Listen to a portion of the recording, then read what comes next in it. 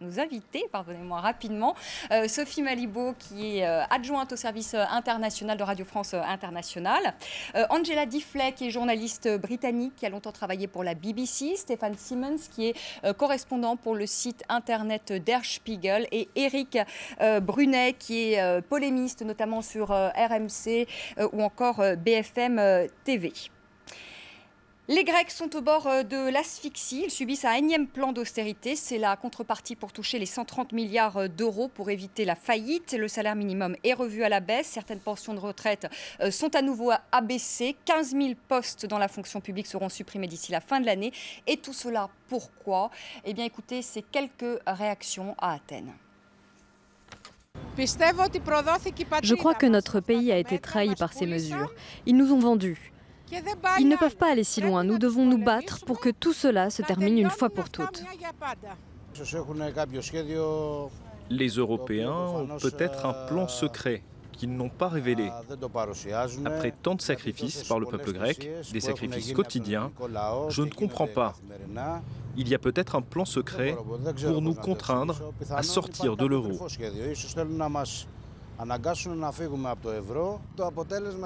Les résultats seront déprimants pour le peuple et pour l'économie. Éric Brunet, on en est au énième plan d'austérité. La dette n'a pas été grandement réduite. D'ailleurs, Juncker, qui est le président de l'Eurogroupe, a dit ce soir « Nous sommes loin de l'objectif de réduire le ratio dette sur le PIB de la Grèce à 120% d'ici 2020 ».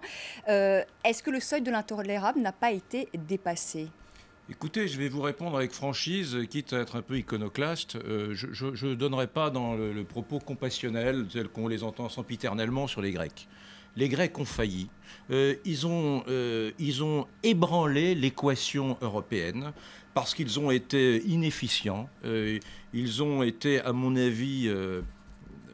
ils ont été irresponsables. Et ce qui se passe aujourd'hui est extrêmement grave. Alors c'est très grave pour eux, ça génère une crise sociale sans précédent, bien sûr avec une désespérance sociale terrible. Enfin, je suis désolé, rappelons tous les jours que ce sont les Grecs eux-mêmes qui se sont mis dans cette situation. Et rappelons que ce sont quand même les Européens qui leur ont donné un blanc-seing aussi. Ce sont les Grecs qui ont fourni des chiffres qui étaient faux à la communauté européenne pour intégrer l'Europe. Mais laissez-moi juste terminer sur ce sujet. Je sais bien que c'est inaudible, je sais bien qu'on ne peut pas dire ça, je sais bien que la mode, c'est à prendre des postures compassées en regardant les Grecs. Je suis bien évidemment, comme tout le monde, solidaire de la souffrance des gens. Mais enfin, rappelons de temps en temps que nous sommes en train de les aider. Tous collectivement, que ça n'est pas facile et que quand on aide des gens, c'est avec nos impôts, les impôts des contribuables français, espagnols, allemands, et que par conséquent, il est logique que nous demandions des gages. C'est simplement du bon sens. Et arrêtons sans arrêt de dire, mon Dieu, les pauvres, ils sont victimes du système bancaire européen. Non, ils sont en premier lieu victimes de leur irresponsabilité. Voilà, une fois qu'on a dit ça, après, on peut tout échafauder. Voilà, mais rappelons-le de temps en temps. Surtout, moi, je me demande à quoi ça sert de dire ça. Après, une fois que vous avez dit ça, à quoi ça sert? Est-ce que vraiment, en parlant de cette façon et en s'adressant aux Grecs et à leurs responsables de cette façon, est-ce qu'on va les aider à bouger l'opinion publique dans le bon sens? Ils vont avoir énormément de mal parce que là, on est en train de se mettre... Vous avez entendu les réactions populaires, on peut pas faire la sourde oreille à ça. Oui, mais donc, regardez l'Irlande. À quoi ça sert de dire ça? Et d'autres pays qui ont été très mal servis aussi par la réforme des retraites en France. Il y avait aussi des réactions populaires, des gens qui se roulaient dans la rue. Ça n'aide pas vraiment la mise en œuvre de la réforme. Non, et donc, je ne vois pas simplement l'utilité d'envoyer ce genre de sentence et de faire jouer la culpabilité, de faire jouer tous ces ressorts. Il y a quand même de la diplomatie à mettre en œuvre afin que le gouvernement puisse mettre en œuvre des réformes. Il va y avoir des élections. Alors si on veut que ce soit l'émeute totale et que le chaos total dans les rues d'Athènes et ailleurs... Les gens qu'on entend tous les jours ne semblent pas vouloir de ces réformes, les Grecs qu'on entend. Oui, mais je pense qu'il y a quand même un petit peu de diplomatie et qu'on ne peut pas sans arrêt leur mettre sous le nez leur culpabilité d'avoir fauté par le passé, etc., leur responsabilité, et je pense qu'ils en sont conscients. Ça fait des mois, voire des années maintenant. Qu'ils en soient conscients. Je suis pas convaincu. Merci. Je suis tout à fait d'accord avec votre démarche. Après, il faut dire, mais comment réagir? Je crois qu'on n'est pas dans le compassionnel quand on dit qu'il faut supporter la Grèce. C'est une question d'intérêt. Si aujourd'hui en Allemagne, d'après un sondage qui est sorti hier, vous avez 48% des Allemands qui sont pour le plan de soutenir la Grèce, et vous avez 46 qui sont contre, alors c'est moite-moite. Ceux qui sont pour le sauvetage de la Grèce, ce n'est pas parce qu'ils trouvent que leur gouvernement était génial et que cette histoire de chiffres, on le passe sous le tapis. Non, c'est parce que si la Grèce sera obligée de sortir de l'euro, ben, nous, les Allemands, vont souffrir en premier plan. Et les Français encore davantage. Et toute l'idée parce que l'Allemagne, avec son économie d'export, a beaucoup gagné avec l'euro. Si la Grèce, si l'euro explose à cause de la Grèce, c'est fini. Dans le package pour sauver la Grèce, nous, on est contribuables numéro 1. Mais vous avez raison. Ça, je pense qu'il faut quand même faire un petit peu attention aux sentiments des gens et que tout ce qui est de nature à provoquer le chaos et à rendre la pilule encore plus amère ne fait absolument pas avancer les choses. Mais surtout, Éric Brunet, le sentiment qu'on a, c'est qu'on en est au énième plan, qu'il n'y a pas d'effet réellement. Donc c'est ça quand même qui est gênant. C'est-à-dire qu'on demande non seulement aux Grecs de serrer la ceinture, mais pour l'instant, on ne voit pas les effets de ce plan. C'est ça aussi qui est gênant, qui est difficile, je pense, pour les Grecs. Mais ils ont été très, très mal servis par leur gouvernement successif. Ils sont tous pareils, ils ne font pas les réformes qu'ils promettent de faire. Ils sont responsables aussi, les Grecs. Vous êtes d'accord avec les gouvernements grecs sont entièrement responsables. Ils étaient incontactables. Je ne voudrais pas tomber dans un poujadisme. Le gouvernement grec n'était pas, on ne pouvait pas les joindre cet été, c'est-à-dire pendant le mois de juillet, une partie du mois de juillet et le mois d'août, demander aux diplomates français, demander à ceux qui ont travaillé sur le dossier grec, ils ont été injoignables pendant à peu près 6 semaines. C'est qu'au bout d'un moment, je pense qu'il est d'abord, la colère des Européens, on peut l'entendre. Alors vous me dites que l'État productif, vous avez raison, enfin, on peut l'entendre, on peut l'exprimer, parce qu'il y a quand même un côté insupportable. Et puis surtout, moi, ce que j'entends, c'est, dans ces reportages, la rue grecque qui ne veut plus de ces réformes. Alors, nous entendons des Européens qui sont en train de faire jurer, promettre aux partis politiques de l'opposition grecque que si jamais ils arrivent au pouvoir dans quelques mois, ils ne remettront pas en cause les préceptes qui pourraient être votés aujourd'hui. Vous imaginez jusqu'où c'est-à-dire que n'importe quel tribun, n'importe quel dictateur peut arriver demain en Grèce et se nourrir de cela en disant non, nous ne voulons plus. Parce que la rue est contre ces réformes. Devons-nous aller contre la volonté des Grecs ? Mais est-ce que c'est justement à l'Europe d'imposer ces réformes? Est-ce que c'est pas antidémocratique? Alors justement, le gouvernement allemand, Stéphane Simons, quand on entend quand même dans la classe politique allemande certains qui demandent à ce qu'il y ait un report des élections, donc il y a quand même des élections anticipées au mois d'avril, est-ce que c'est pas choquant quand même ça? Est-ce que c'est pas antidémocratique? Est-ce que c'est pas s'immiscer dans la vie politique des Grecs? Est-ce qu'il n'y a pas même un péril démocratique? Je suis tout à fait d'accord. Moi, je trouve cette démarche est inadmissible et je crois que ça aide même pas aux intérêts économiques de l'Allemagne, voire de l'Europe. Et si je comprends la démarche d'Éric, j'ai tout à fait votre compassion, ou votre... oui, on peut être contre le fait qu'on nourrit les Grecs avec des gros chèques des milliards d'euros. Mais attention, mais qu'est-ce qui ira l'alternative? Vous aurez tout le système, enfin, au moins 3 ou 4 banques françaises qui vont s'écrouler, et donc ça va être le contribuable français qui va payer pour le bail-out de Paribas. Et surtout, économiquement, on ne fera rien passer. On ne pourra rien faire passer économiquement si on demande un abandon de souveraineté. Et Éric, dites-moi, c'est le scénario du pire. Si les Grecs sortent de l'euro, il n'y aurait pas un effet de domino après pour les Portugais? Il ne faudrait pas faire la même chose. Mais je sais que ces scénarios catastrophistes sont sans arrêt utilisés par ceux qui, comme vous, peut-être légitimement, disent il faut les conserver vaille que vaille. Conservons les Grecs vaille que vaille dans l'euro, dans la zone euro, dans l'Europe. Mais jusqu'à quel point ? Aujourd'hui, ils nous disent nous n'en voulons plus. Aujourd'hui, ils brûlent la moitié d'Athènes en disant ces députés qui votent cette loi sont des députés factieux. Jusqu'où devons-nous aider les Grecs? Contre leur propre gré? Ça me paraît très difficile à tenir comme position. Qui va ramasser les conséquences si on dit allez vous faire foutre? Je ne sais pas. En tout cas, nous n'avons pas fini de payer. Même si nous les soutenons, nous n'avons pas fini de payer, puisqu'on est tous d'accord pour dire qu'on n'y arrive pas. Qu'est-ce qu'on va faire avec les conséquences d'une sortie ou d'un banqueroute grec? Il y a beaucoup de scénarios qui s'esquissent. Moi, je ne suis pas économiste, je ne vais pas ouvrir de débat avec lui. Il y a énormément de scénarios qui s'esquissent. Bien évidemment, ça va être très difficile pour la zone euro. Mais écoutez, je pense qu'au bout d'un moment, nous allons être dans l'obligation d'envisager ce scénario. Ça me paraît même... inéluctable. La sortie de la Grèce de la zone euro, d'ailleurs en Allemagne, certains l'envisagent déjà. Wolfgang Schäuble, notamment le ministre de l'économie, a posé cette éventualité. On va parler de la campagne électorale en France, si vous le voulez bien. C'est parti. Nicolas Sarkozy a annoncé mercredi soir sa candidature. Premier meeting le lendemain, Annecy, avec un slogan, la France forte, à droite toute. Courageuse et fidèle.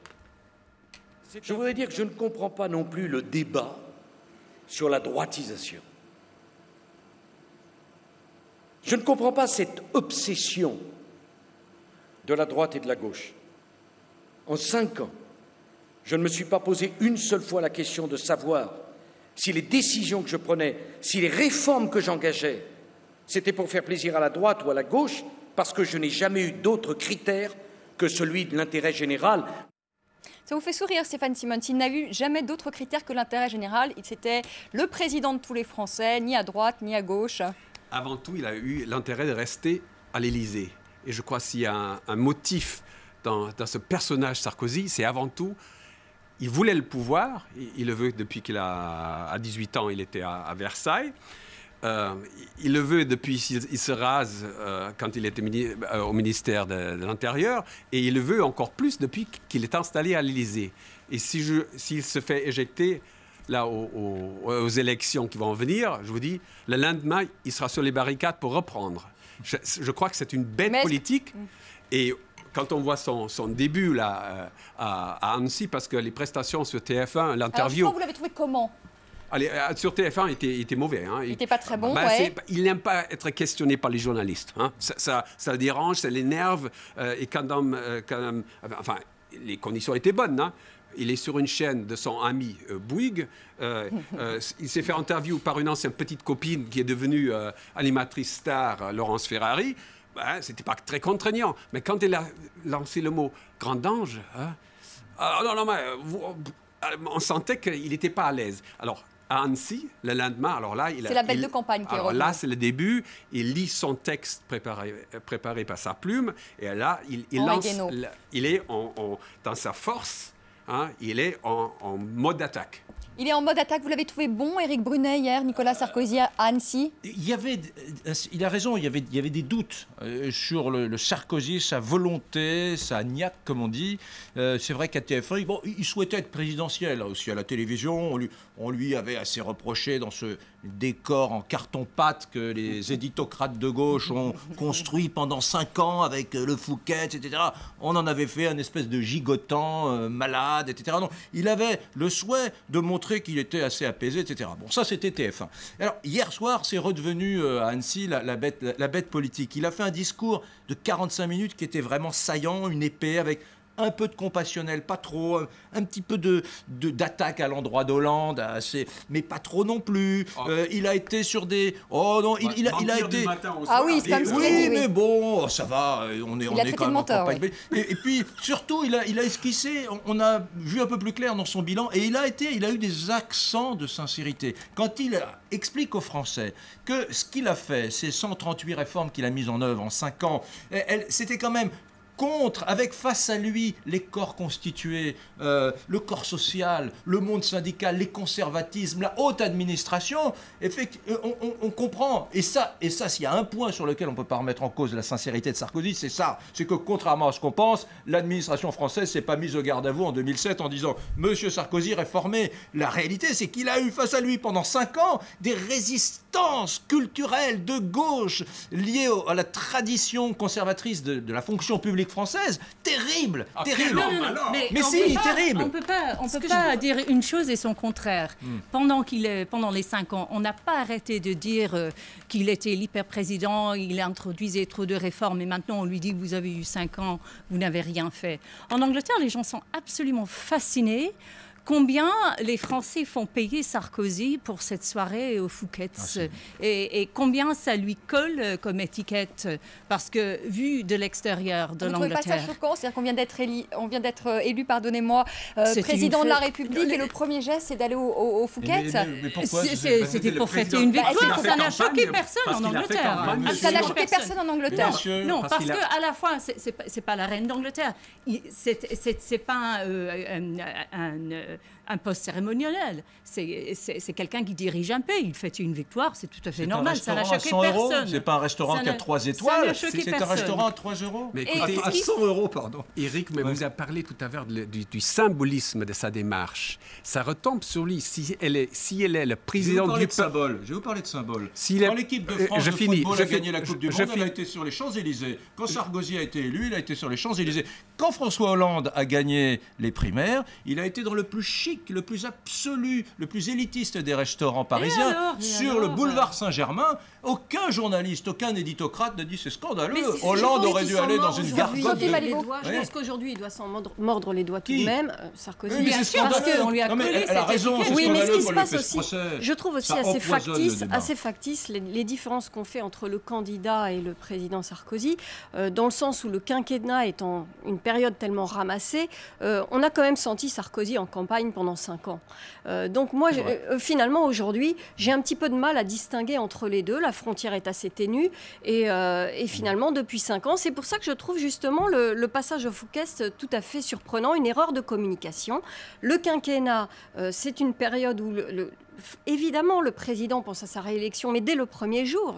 D'où le côté paradoxal, ce qui peut surprendre symboliquement d'avoir mis les pieds là le jour de sa victoire. Je trouve ça tout à fait étonnant. Mais encore une fois, excusez-moi d'être un peu insistant, mais pourquoi vous ne trouvez pas surprenant, encore une fois, que le candidat socialiste aille à la Maison de l'Amérique latine, ce restaurant très élitiste du boulevard Saint-Germain? On n'est pas du tout au même stade de la campagne. Attendez, c'est un hôtel particulier qui s'enroule autour d'un magnifique petit parc dans l'endroit le plus cher de Paris. Aucun journaliste n'a dit du président de la République française. Je vous parle de celui qui fait une campagne sur la souffrance sociale, François Hollande. Pourquoi aucun journaliste ne l'a juste dit? Ah si, ça a été dit, je le savais. Je l'ai entendu par des confrères. Et cette histoire, Annecy, quand on a vu Sarkozy, vraiment l'animal politique, quand il a parlé de François Hollande, ça c'était très intéressant, qui avait dit à la presse anglaise qu'il était très très libéral, alors que... Au Guardian, il a dit au Guardian, voilà, qu'il était très libéral, il a fait comprendre qu'il était très libéral, alors que il y a 15 jours, il disait que son ennemi jurait... C'est un menteur, François Hollande, Angela Diffley, vous pensez c'est un menteur? Je pense qu'il a tendance à tenir plusieurs discours. Un double discours. Comme tous les hommes politiques. Comme tous les hommes politiques, il tient un double discours. François Hollande, ce sera le mot de la fin, Sophie Malibaud. Éric Brunet, pourquoi Sarko va gagner? C'est aux éditions Albin Michel. Pour vous, ça ne fait pas de doute. En tout cas, il a pris 1 point dans les sondages au premier et au second tour. Donc après cette prestation à Annecy, comme d'habitude, on verra s'il poursuivra sa progression. On aura évidemment l'occasion d'en reparler dans nos prochaines émissions. Merci à vous de nous avoir suivis. Je vous retrouve lundi 19h10 pour un nouveau débat sur France 24. Très belle soirée, très bon week-end.